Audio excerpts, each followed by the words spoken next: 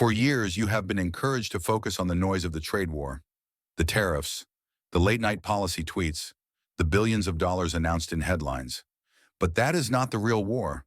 The real war, the conflict that will define the 21st century, is being fought in silence. It isn't being fought with tariffs. It's being fought with choke points. This is economic warfare. It is a quiet battle for control over the physical ingredients and the manufacturing brains that build everything in our modern world. Today, we are analyzing two strategic weapons of this new conflict. Weapon number one, China's control over the vitamins of the planet, rare earth minerals. Weapon number two, America's control over the brains of the planet, semiconductors. This is the story of how the world's two superpowers have locked each other in a stalemate of mutually assured disruption. In this intelligence briefing, we will decode exactly how these weapons work, why they are fatal choke points, and who truly holds the leverage of power as we head into 2025. China's rare earth choke point. To understand China's primary weapon, you must first understand rare earth elements. The first thing to know is that they are not actually rare. They are, however, incredibly difficult and expensive to refine. Think of them as the vitamins of the modern economy. You only need a tiny amount, but without them, the entire body collapses. You cannot build an F-35 fighter jet without the high-performance magnets made from neodymium. You cannot build a wind turbine or the engine of an electric vehicle without dysprosium. Your smartphone, your hard drive, your missile guidance systems, all of them are dependent on these 17 elements. And one nation has systematically cornered the market. How did this happen? This is the part of the story that Washington often prefers to forget. The United States used to dominate the global rare earth market. The Mountain Pass mine in California was once the world's leading producer. But Beijing had a strategic vision. As Chinese leader Deng Xiaoping famously stated during a tour in 1987, "The Middle East has oil. China has rare earths." What followed was a deliberate three-step strategy executed over decades. First, undercut the market. Beijing flooded the globe with state-subsidized rare earths at extremely low prices. Second, consolidate control. Trapped between massive environmental compliance costs and collapsing prices, America's Mountain Pass mine was forced to suspend its operations in 2002.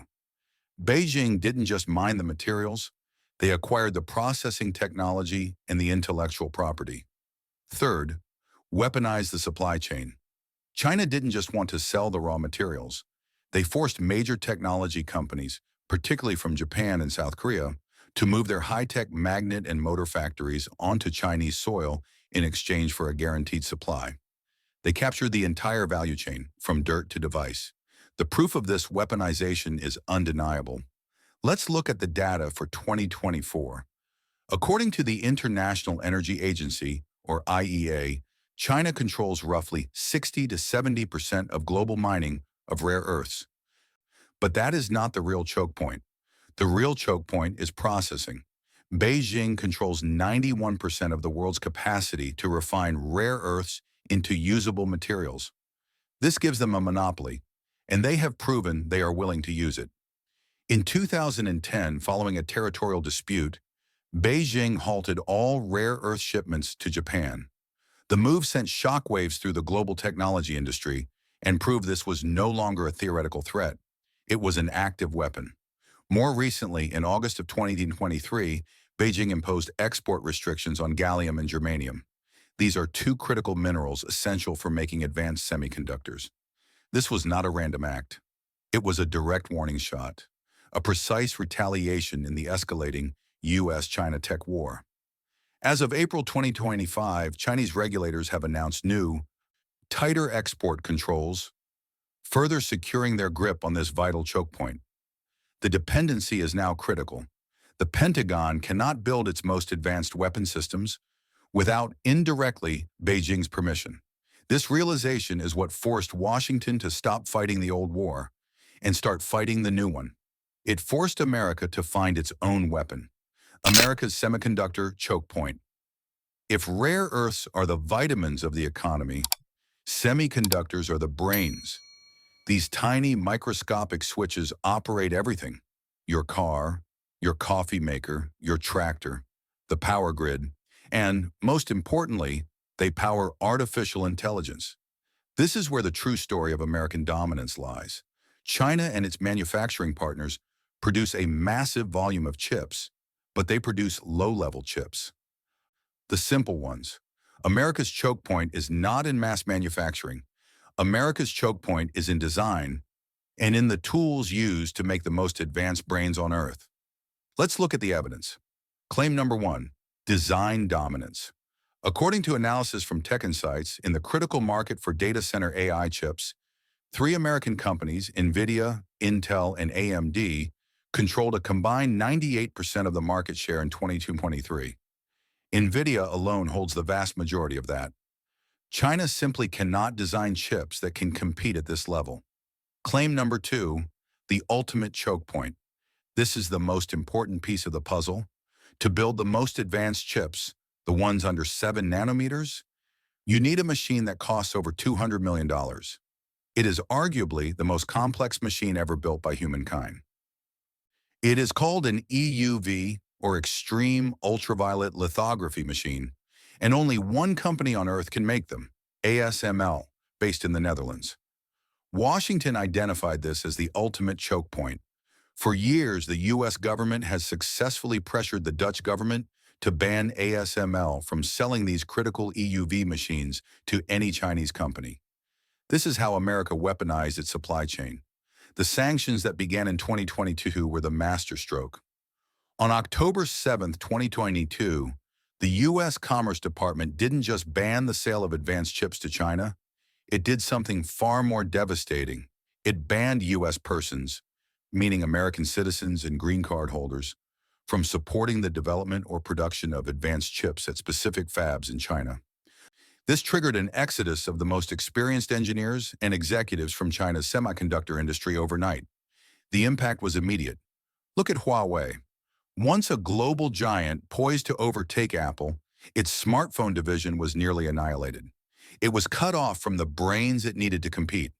Beijing, for all its economic power, has been spending hundreds of billions of dollars trying to achieve self-sufficiency. But they remain 5 to 10 years behind.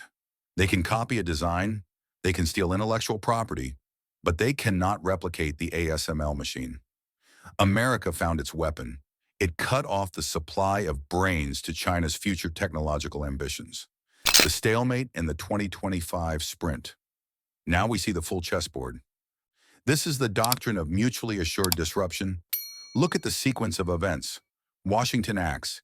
It weaponizes the semiconductor supply chain, banning U.S. persons and blocking ASML machines. Beijing retaliates. It immediately weaponizes the mineral supply chain, restricting the export of gallium and germanium needed to make those very chips. It is a perfect stalemate. America cannot build its F-35s without China's rare earth magnets. China cannot build its advanced AI data centers without America's chip designs. This is the new Cold War. It is not a war of ideology. It is a structural war for control of the physical supply chains. But Washington is not sitting still. This dependency has triggered a panic inside the Pentagon. The White House has activated the Defense Production Act to accelerate domestic mining. According to government reports, the Pentagon is now spending over $1 billion to build a strategic stockpile of these critical minerals. It is directly co-investing $400 million back into the resurrected Mountain Pass mine in California.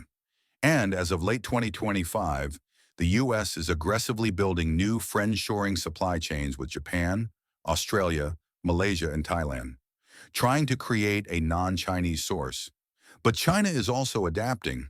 The American sanctions had an unintended consequence. They accelerated Beijing's desperate sprint for self-sufficiency. Huawei, far from being dead, is now leading a national team to build a domestic-only supply chain, and they are making alarming progress.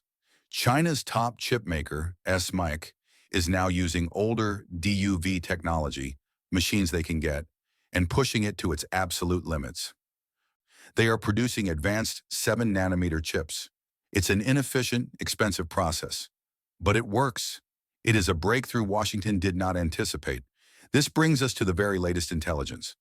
In late October 2025, in a quiet trade negotiation, China reportedly agreed to a temporary pause on its most severe rare earth export controls for 1 year. Make no mistake, this is not peace. This is a temporary window. Both sides have paused the economic warfare, only to buy time. They are now in a full-scale sprint to secure their own choke points before that window closes. The conclusion. So, when you hear about tariffs in the news, remember that it is mostly theater. The real conflict is a structural war for control. It is not a hot war. It is an economic war, designed to slowly paralyze an opponent. Both sides now have a strategic weapon pointed at each other's heads. The only question is, who will be forced to pull the trigger first? In this new era of economic warfare, who do you believe is paying the ultimate price? The corporations, the governments, or the people? Let us know your thoughts in the comments below.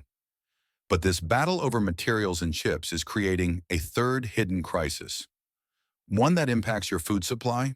In our next video, we'll explain how this same trade war is threatening the American farmer, and you can watch that analysis by clicking the link on your screen now.